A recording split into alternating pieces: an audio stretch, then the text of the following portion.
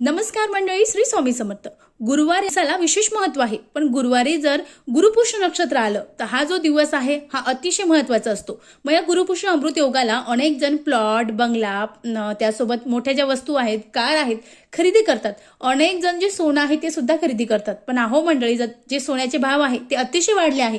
मग आता अनेकांना सोनं घेणं परवडणार आहे का? नाही। मग असंच तुम्ही जर लक्ष्मीकारक वस्तू अगदी घरात आणल्या 5 रुपयाच्या, तरी तुमच्याकडे माता लक्ष्मी अखंड वास करणार आहेत। मग अगदी आपल्याला जसं झेपेल तशा पद्धतीने आपल्याला ज्या वस्तू आहेत त्या खरेदी करायच्या आहे। मग वस्तू कशा खरेदी करायच्या? तर जेव्हा आपला गुरुपुष्य अमृत योग सुरू होणार आहे, त्या सुरू झाल्याच्या नंतर त्या मध्य काळामध्ये जो वेळ आहे त्या काळामध्ये आपल्याला दुकानातून अगदी 10 रुपयाचे किंवा 5 रुपयाचे धणे आणायचे आहे। त्यानंतर हळकुंड, जे आपण हळद तयार करतो ते 5 रुपयाचे हळकुंड आणायचे आहे आणि अगदी जे खडे मीठ आहे ते आणायचं आहे। घरी आल्यानंतर ते एका ताटात काढायचे आहे।